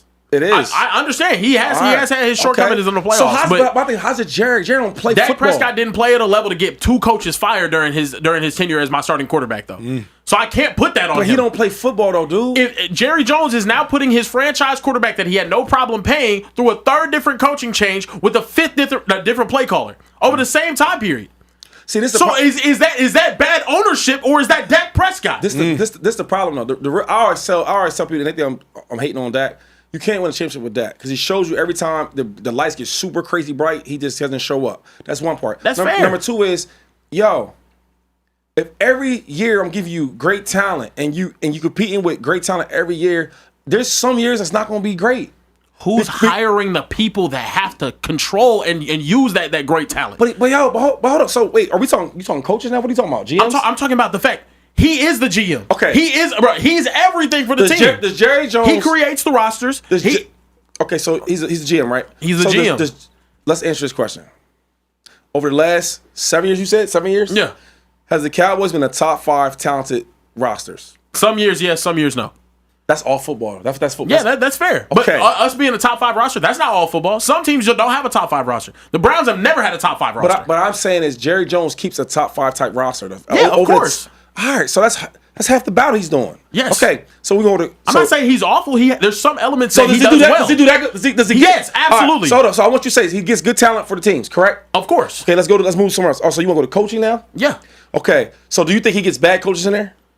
Yes, I do. I do think he gets bad coaches in there. What bad coaches? Brian Schottenheimer, outside of these 7 games right now, you would have never said was a good hire. You were probably smiling as a Philadelphia Eagles fan saying, "Damn, they really hired Brian Schottenheimer, who's never had a good offense his entire coaching tenure up until this year." You know what that's called? That's called the NFL. It's a great eval. When we hired Nick Sirianni, nobody was doing backflips. You know what they're doing now? They're doing backflips. Should I keep going? This is what football is, dog. Yeah. It's the unknown to become known. That's what it is. So it's easy to. If Sirianni wasn't capable of winning a ring with the talented roster that y'all have, though, y'all would be like, "Damn, that's a bad hire." I don't know, bro. Every year you're going to the playoffs. I can't say that. You want to go to his coordinators? He's had good coordinators for the Cowboys. I agree. So it's like, and I'm done with it because I don't want to talk too much about it. But I just hate when we talk about the Cowboys. People think it's so easy to say, "Oh, it's Jerry Jones' fault." And being a player and being in them seats, I wish I had an owner that want to give me that offensive lineman like that. I wish I had an owner that's going to find a good quarterback. I wish I had an owner that's going to give me some damn good wide receivers like he got. I wish he'd go out there and get some talented defensive players. I wish he did that. I can hear that. My thing is, though, I don't think it's bad on us for blaming him when he puts himself in charge of every single thing in terms of football operations on the team. Can I say something and I'm done with it? Go ahead. It would be very hard to replace an owner like Jerry Jones. If you look around the NFL, how many owners is better than Jerry Jones? About getting talented players in the locker room? Tell me who. Yeah, I would probably say only 5. Yeah. That's what they saying is bad? I'm done with it. You know what the problem is? Them folks from Texas that love the Cowboys, they got a loser mentality, home, and they love to blame everybody. It's his fault. No! Look in the mirror and you watch the games. Because Jerry ain't tackling nobody. He ain't throwing no touchdown passes. Why are you holding up a 4, K-Bear? That's how many playoff wins we have in the last 30 years with Jerry Jones as our owner. You see what I'm saying? That's the shit I'm talking about. I hate. How's that Jerry's fault? You are the owner and a person responsible for putting together the rosters and hiring the head coaches. You just said they got great rosters. Hold on, listen. Why have the Jacksonville Jaguars been further in the playoffs and they don't have nearly the amount of roster acquisition ability that Jerry Jones has, but they made it further? Why do the Commanders have some of the worst seasons I've ever seen and then out of nowhere with the rookie quarterback and our former defensive coordinator go to the NFC Championship, a place that we haven't been in 30 years? We have 4 playoff wins in my life. How's that Jerry's fault? Because he's the owner. He's the person putting the team together. He's the owner. He's the GM. He's the president of football operations. He's the person hiring all the coaches. He's the person putting all the rosters together. If it's not good enough, it's not good enough. You have won 4 playoff games my entire life. I'm not going to say he's a good owner. I'm not going to say he's top 5. Fuck that. I'm sorry. I'm not saying that shit. Ooh, okay, so listen. It's tense. So can we get one? Can we get a woosah? And then can we get a couple super chats just to decompress a little bit? Let's I don't want to be a fan of this team no more, man. I want Trey, before he goes, I want him to answer that though. Because he's saying that from a fan perspective, you played, all right? Yep. Now, it's hard as shit to get talent. It's hard as shit to hit on these draft picks, which they do a lot of. They hit on a lot of their draft picks, okay? So for him to say all that, right, because they not winning these playoff games, he's putting it on Jerry. Now, The only owners I can say that are better than Jerry are my dog with the Chiefs, what the Niners have done, Jeffrey Lurie, what the Packers have done.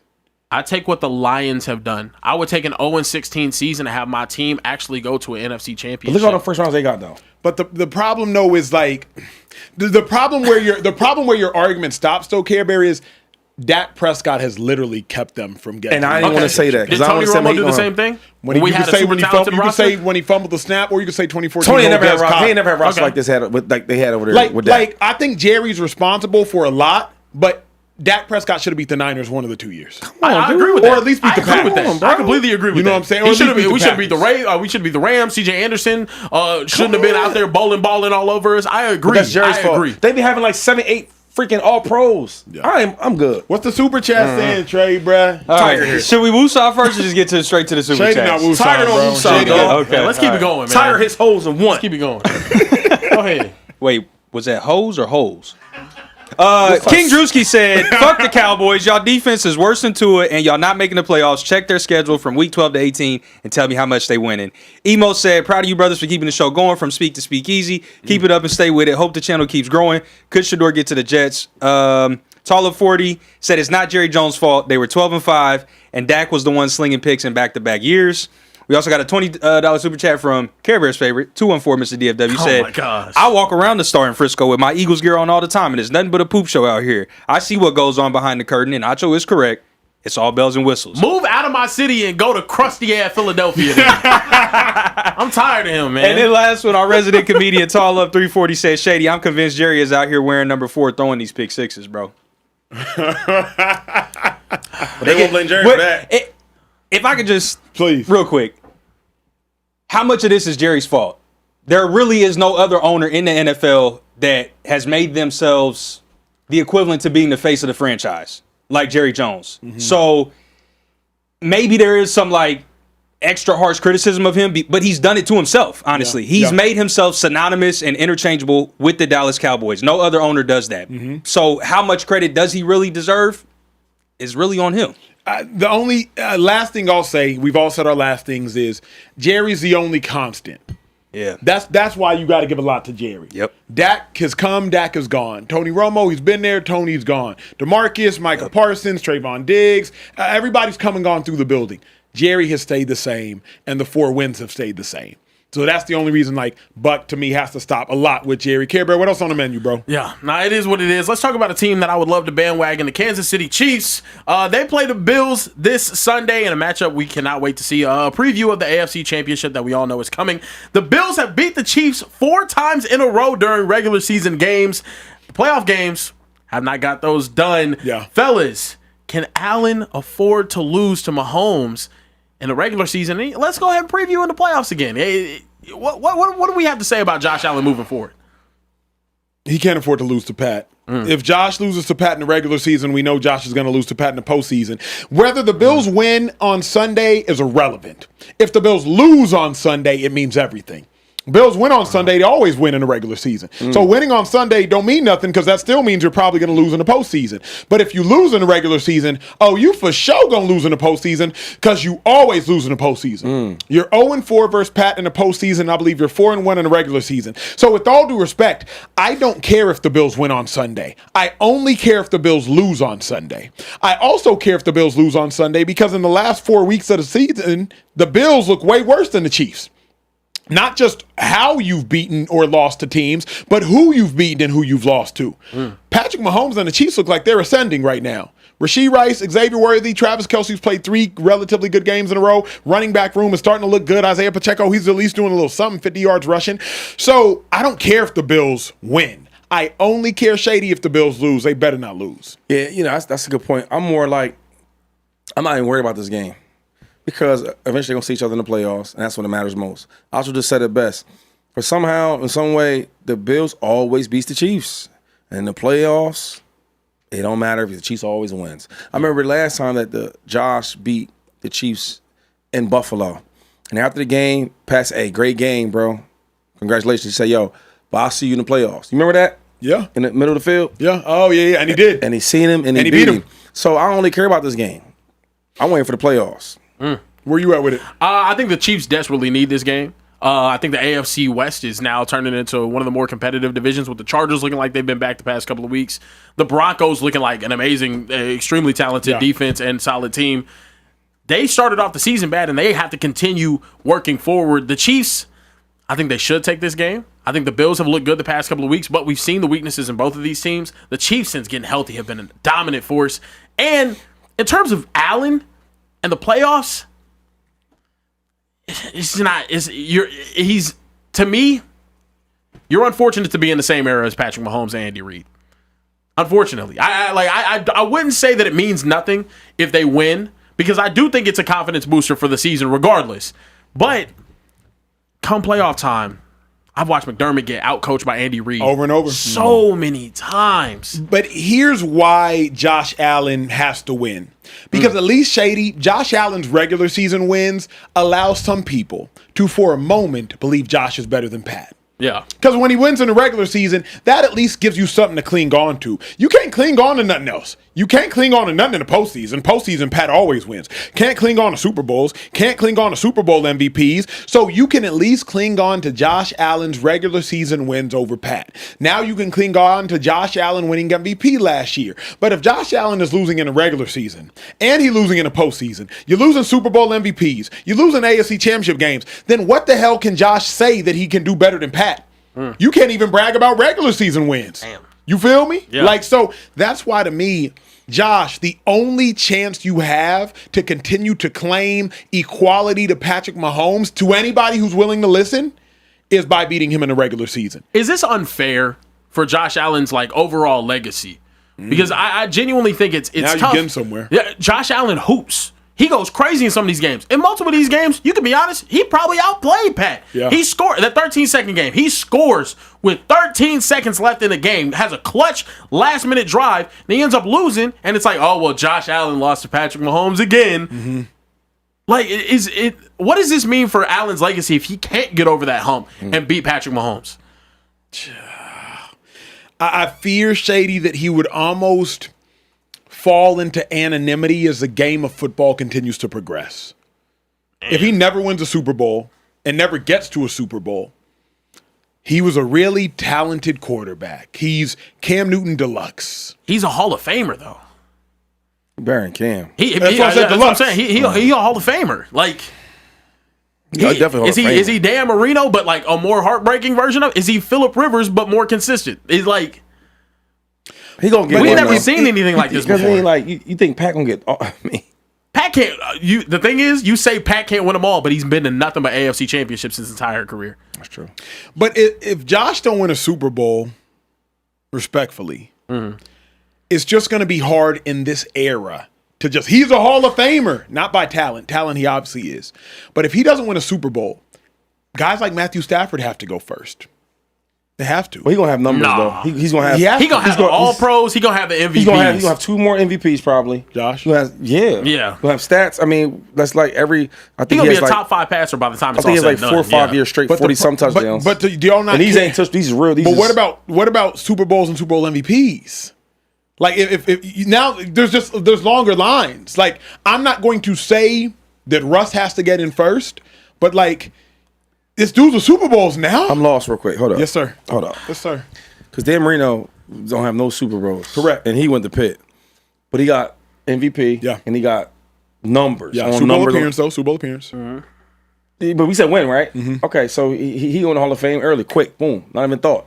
You telling me if Josh Allen won a Super Bowl, he's not going to Hall of Fame right away? Here's why. I don't think so. Because he's going to have another MVP at the minimum. But remember Marino was here in a world where everybody else was here. Facts. Marino threw for 5,000 yards, and everybody else was like, how do you do that? How'd that happen? I didn't know that's possible. So, Shady, Josh is here in a world of people here. Lamar Jackson here. Patrick Mahomes here. Joe Burrow, here. Oh, Joe Burrow is here. Like Josh is he's a great amongst greats. Marino was a god amongst mortals. So I'm just saying, if Josh never gets to a Super Bowl, if he never gets to a Super Bowl, I just don't think he's just going to be able to cut the line. If we sit here just keeping it 1,000, like how many quarterbacks can you name is better than Josh Allen though? Troy Aikman? No. They can't even like speak to each other. No. I'm just thinking like what quarterbacks? I'm talking about Hall of Famers. Like how many dudes you think is really better than Josh Allen? And he ain't even done yet. Yeah. But you always tell me what is talent. When I tell you Aaron Rodgers is better than Tom Brady, you look at me and say, Acho, what the hell does that even mean? What is talent? I'm like, well, Shady, he's a better thrower on the run. He's a better thrower in general. He has a more wiry arm. He's a better off-platform thrower. You're like, yeah, but Acho, what the hell does that mean? What is talent? If Josh Allen don't win nothing, I'm going to look at you, Shady, and I'm say, what is talent? What is okay, so he had a big arm, so he could run. But I'm going to look at you and say what you said to me. What's talent? I'm not even talking about attributes. I'm talking about playing the game. So always say this, if you're not winning Super Bowls and being the dude driving the bus, you got to be getting stats, accolades, and he's going to fill that chart up. Yeah. MVPs, All Pro, he's going to do all that. It was rushing yards, passing yards, touchdown. He's going to have all that. So yes, I want to win Super Bowl, but if he doesn't, he's still going to be a Hall of Famer, bona fide Hall of Famer. Fair. Yeah, we talking about. Come on, man. I think it's an interesting conversation. It kind of leads to the numbers though. To the Mahomes and Brady conversation we had yesterday though too.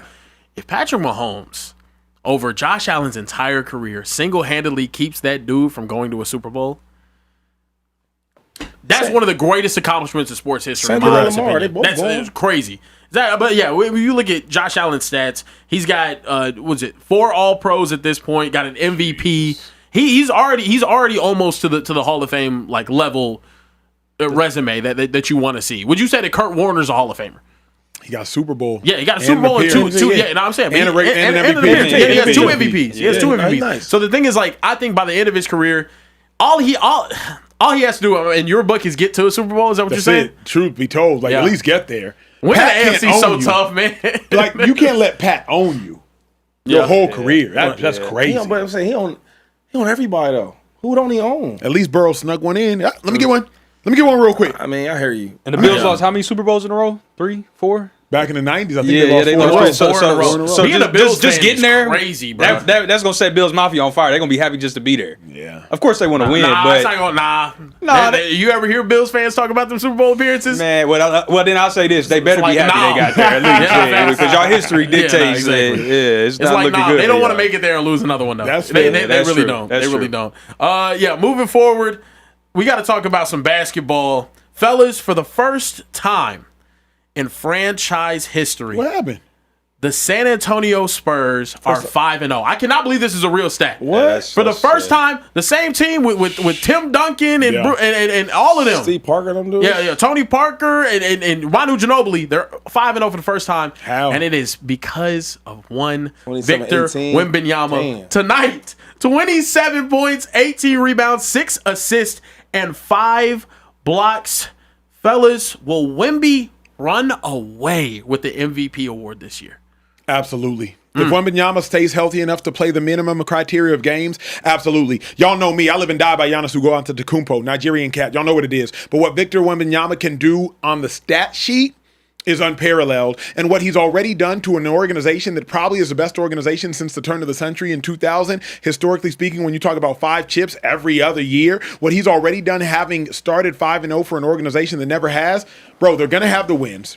He's going to have the moments, and he's going to fill up the stat sheet. Victor Wembanyama is doing what people said Wilt Chamberlain did, but we never saw. Like what Victor Wembanyama is doing is what we imagine Wilt Chamberlain might have done. Yeah. 10 blocks. This is probably what it looked points, like. Yeah. 18 boards. All this. Like this Victor Wembanyama is putting up sci-fi performances, video game performances when you create a player and you play it on the most basic level. So I think he runs away with MVP so long as he stays healthy. Because, bro, Giannis is probably the biggest like athletic freak right now. It literally called the Greek freak. Giannis ain't getting you 5 blocks a game. Not on a consistent night out basis. Giannis could give you 27 and 18. Sure, I've seen him do that plenty of times. He could give you the 5. He could give you the stat line. He's not doing it. It's not expected every night. Correct. Wemby is getting like 5, 6 stocks every night, bro. He God gifted. Like, look how he's dribbling, he's shooting. Yeah, we got this video right here. To be 7'5", being capable of doing this right here is just the most ridiculous thing anyone has ever seen. Tween behind the back again. Oh my, bro! Like, brother, what are we doing? What are we doing? I never seen that. Like, you know, on my video game, I do this. Yeah. I get like a point guard, and I make him 7 foot. Yep. With long arms, he be dribbling. That's what he is. He's like an action figure out there, though. Yeah, and he's talented and he's skilled. I watch him between the legs, behind the back, step back threes, and he's shooting like a guard. The craziest part to me, nice. 2-5, is how good he is this young.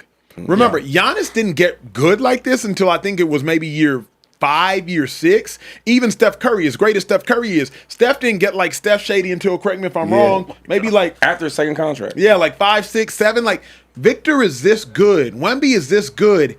Year 3. And you know what? I like him about him though, and he's not from the States.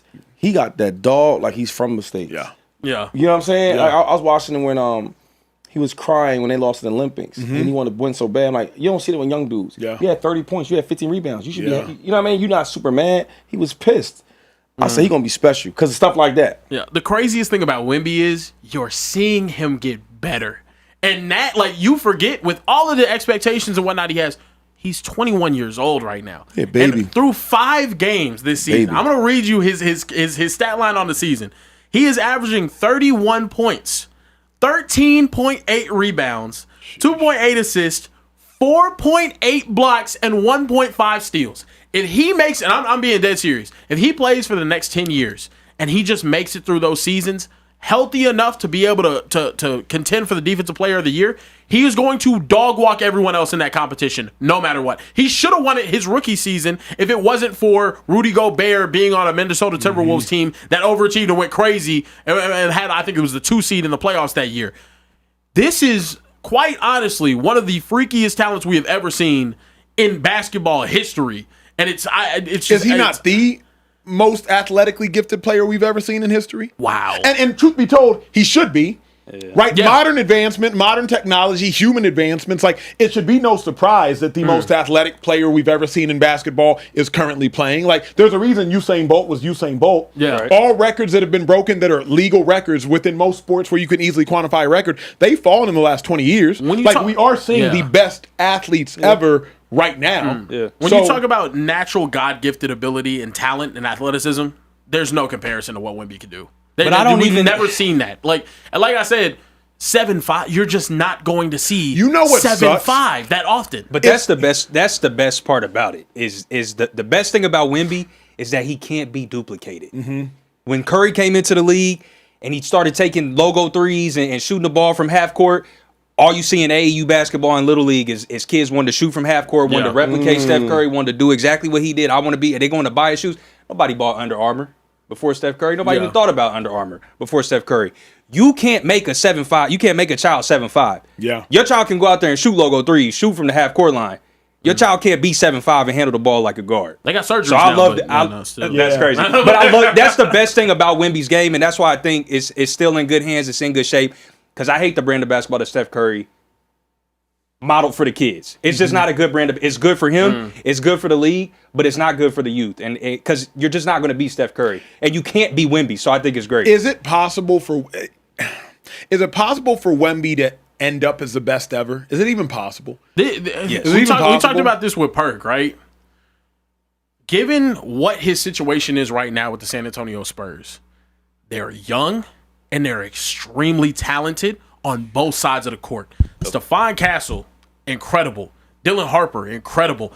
Vassell, incredible. They are building a nice team. Wemby can't go 6 for 6, no game 7. Yeah, exactly. He can't go 6 for 6, no. Now, if Wemby wins MVP, Defensive Player of the Year, and a Finals MVP like 3 times. Yeah. If he does that like in the same the league year is 3 way times. deeper though. I'm tired of the 6 for 6 standard that we put on basketball players. The league is too deep for somebody to go out and win 6 rings. You're even seeing now teams are winning rings. It's a different team every single year right now, and the teams are deep. Every team has 3 damn near superstars. But 3 chips won't make Wemby the greatest ever. Sorry. 3 chips won't. It won't. It won't make him the greatest ever. It won't make him the great. Yeah. Not in the eyes of some fans. That won't even make him top 3. That's exactly right. Exactly. Shady's right. Unfortunately, Shady's right. In a world where Magic won 5 and Kobe won 5 and Steph is won 4 and Bron is won 4. I'll put it this way. If he goes out there and he wins 10 DPOYs and like 8 MVPs, like more MVPs than Jordan, LeBron, all of them, but he can't win those rings because his team around him isn't good enough. Are we really going to be like, that's not the greatest basketball player ever? What should he do? Should he go hop on a team and go superstar? Absolutely. Do what you absolutely. Yes, he should because of people like you, Shady, that say because y'all hold everybody to the 6 and 6 standard. Exactly. That's the problem. So what about the guys that stayed there and had to get it out the mud? They don't count. They don't get more credit for that. See, this is a whole Jordan conversation. I don't even want to have with y'all again. But this is what I'll say. I hope Wemby does do well though, because he is different. Yeah. I don't know if it'll be the greatest ever, but if he's starting out really, really good as a young age. Yeah. You know what I'm saying? Like MJ did. MJ was. I think we all know how good MJ was because we say stuff like this. Oh well, the teams are different now. It's still the best players in the world. Mm-hmm. You know what I mean? Think about that. Yeah. 3-peat, break, 3-peat. Mm-hmm. In the highest competition sport in the world. Yeah. But you know what? Maybe the question is this then. Will there be a more dominant player than Wemby? Yes, that's a better distinction. Because Wemby won't have a better legacy than Jordan. He just won't. I don't think any player will ever have a better legacy than Jordan. They put so much glaze on Jordan's legacy now, and like the 6 is great. 6 for 6 is ridiculous. Yeah, he was 6 finals, 6, and then if someone could go 5 for 7. And have 10 MVPs, but they're like, it's not 6 for 6. Yeah. Jordan would have never lost. Like, exactly. So legacy-wise, he will not ever show Jordan. But talent, ability, accolades, and overall stats, he could pass Jordan. Wait. Jordan, see, hold on. He got more than 6 rings, though. Yeah, he got 5 MVPs. He got deepest player of the years. For sure. First teams. He had all that. Yep. She had all that. Yeah. All right, so like, this gives him way more. He got 10 scoring titles. Like, this... You know what I'm saying? Yeah, no, I'm with you.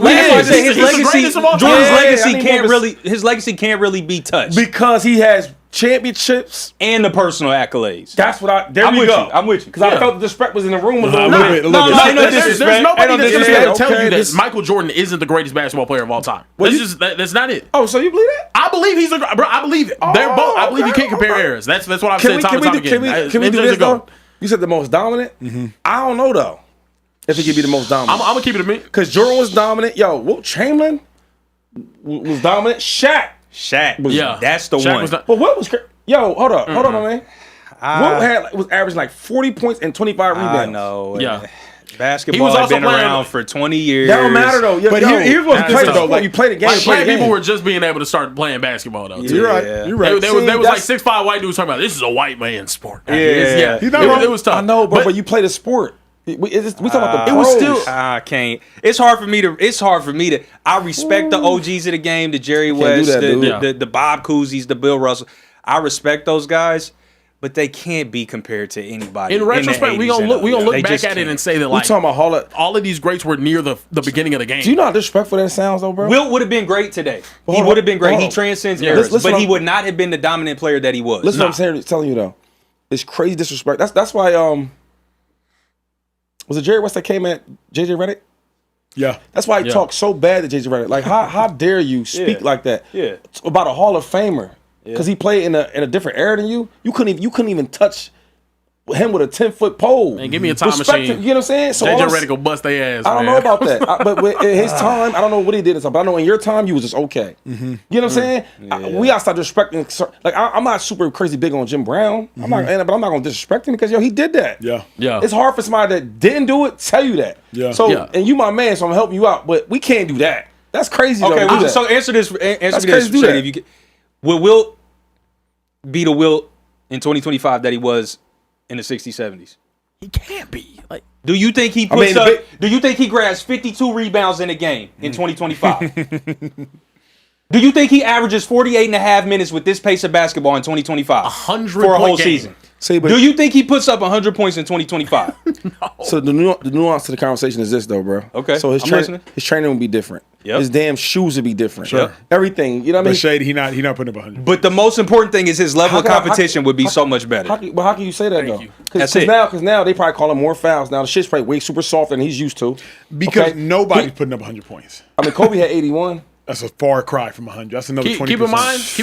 That he needed another quarter and a half to get to that 100. I just can't Keep tell in a brother, mind, Michael though. Jordan's era was the same distance away from Wilt Chamberlain putting up 100 points in them as LeBron James' era was to Michael Jordan's rookie season. Yeah.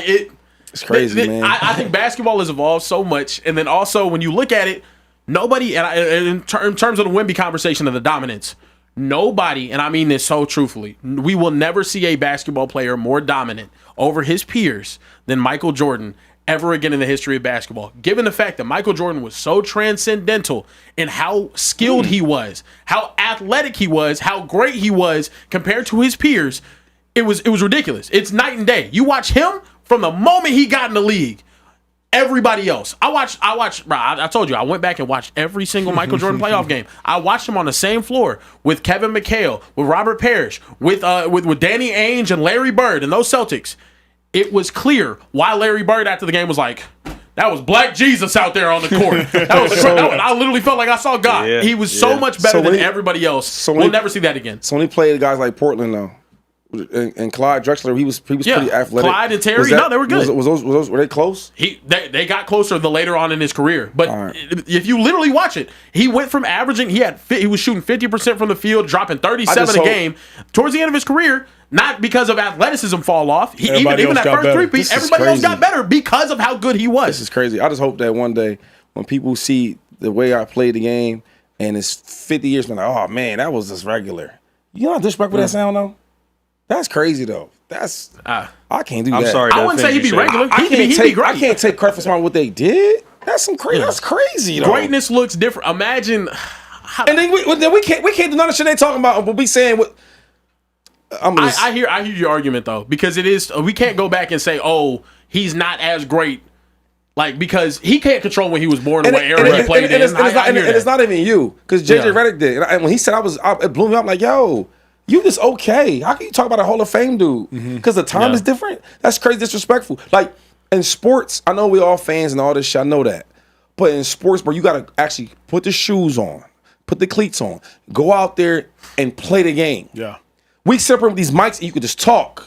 Yeah. JJ was on TV, he was just talking. But you gotta go out there and play the fucking game. Yeah. Excuse my language. It's disrespectful, yo.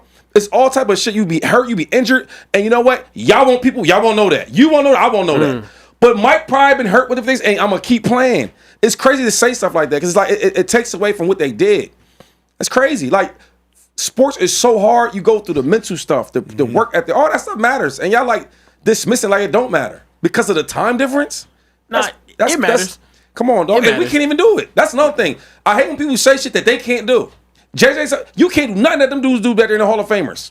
But you talking about them. So it's not just about y'all and me. It's everybody do it. And I disrespect. But even when Gilbert Arenas does it, I'm like, yo, you was a good player, but you talking bad about Hall of Famers because of the time difference.